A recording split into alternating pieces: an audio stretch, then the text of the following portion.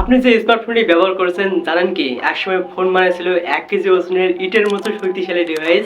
So তাই তো আজকের ভিডিওতে আমরা জানাবো স্মার্টফোনের জন্ম লগ্ন থেকে শুরু করে আজকের এই এআই ওয়ালা স্মার্টফোন কিভাবে আসলো অ্যান্ড কত সালে প্রতিষ্ঠিত হলো স্মার্টফোন, কারাই বা লঞ্চ করলো, কোন কোম্পানি লঞ্চ করলো, সর্বপ্রথম বাজারে কোন স্মার্টফোনটি আসছিল, কিভাবে যাত্রা শুরু করেছিল, দাম কত ছিল, অ্যান্ড সেই সাথে জানাবো স্মার্টফোনের যাবতীয় একদম পূর্ণ ইতিহাস।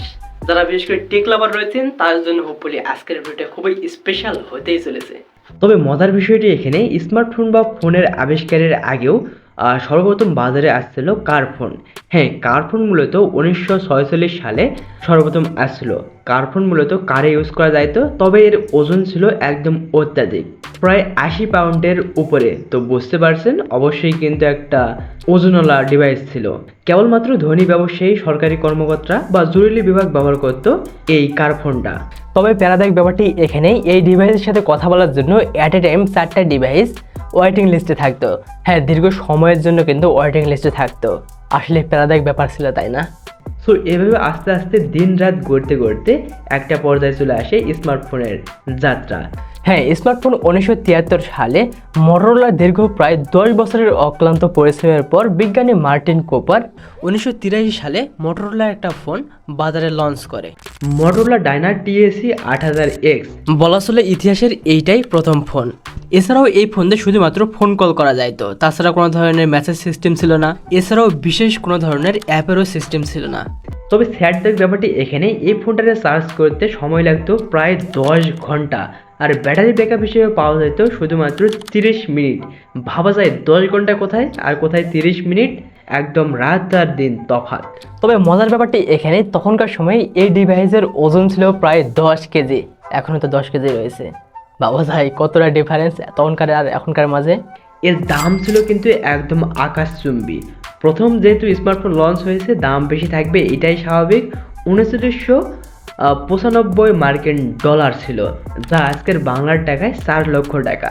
এভাবে আস্তে আস্তে সাল চলে যায়, দিন চলে যায়, একটা পর্যায়ে চলে আসে 1990 বা 2000 শতকে।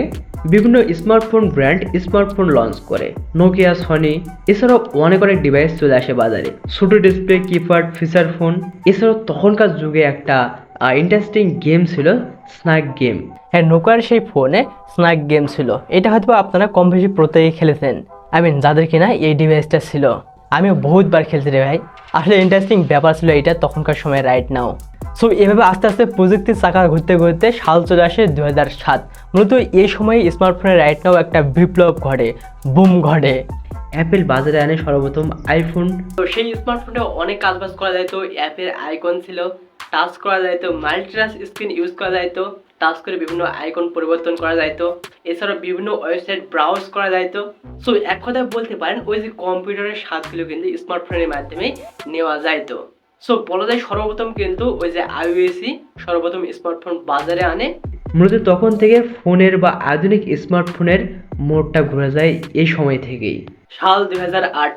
এই যে এখন হয়তো আপনারা নতুন নতুন স্মার্টফোনগুলো দেখতে পাচ্ছেন, এআইওয়ালা স্মার্টফোন। এই জার্নিটা কিন্তু শুরু হয়েছিল 2008 সাল থেকে। সর্বপ্রথম অ্যান্ড্রয়েড ফোন ছিল এইচটিসি ড্রিম, যা টি মোবাইল G1 নামে পরিচিত। তখনকার সময় এর প্রাইস ছিল প্রায় $179। সো বলা যায় এইটাই ছিল বিশ্বের প্রথম অ্যান্ড্রয়েড ফোন, এবং কিবোর্ড সহ Gmail, Google map, Android market. So এ ধরনের আরও অনেক কিছু এতে ছিল। সো এভাবে শুরুর দিকে প্রথমত অ্যান্ড্রয়েড ফোনগুলো সীমিত আকারে বিক্রি হলেও এর ধীরে ধীরে গতি বাড়তে থাকে বিক্রয়ের। যেমন বিভিন্ন ব্র্যান্ড চলে আসে, স্যামসাং, এলজি, সনি এর মতো আরও অনেক স্মার্টফোনের ব্র্যান্ড। সো এছাড়াও মজার ব্যাপারটি এখানে, সবচেয়ে বিক্রি হওয়া প্রথম স্মার্টফোনটি হচ্ছে স্যামসাং গ্যালাক্সি S2 এবং পরে স্যামসাং গ্যালাক্সি S3। এছাড়াও তখনকার সময় আইফোন 6 ছিল ইতিহাসের সর্বোচ্চ বিক্রিত ফোন।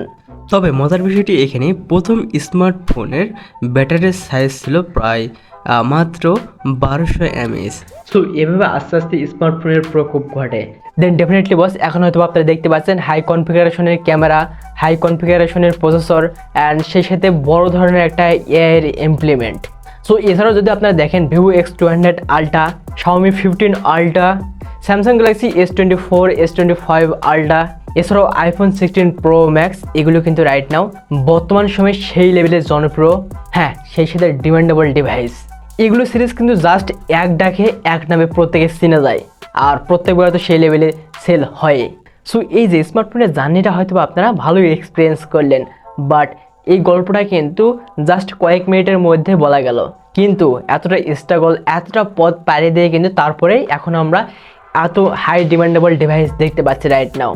শুরুর পরটা কখনোই মসৃণ ছিল না, আস্তে আস্তে প্রযুক্তির আপডেটের মাধ্যমে আমরা নতুন নতুন কিছু দেখতে পাচ্ছি। ইন ফিউচারে হয়তো আমরা আরও অনেক অনেক কিছু দেখতে পারবো।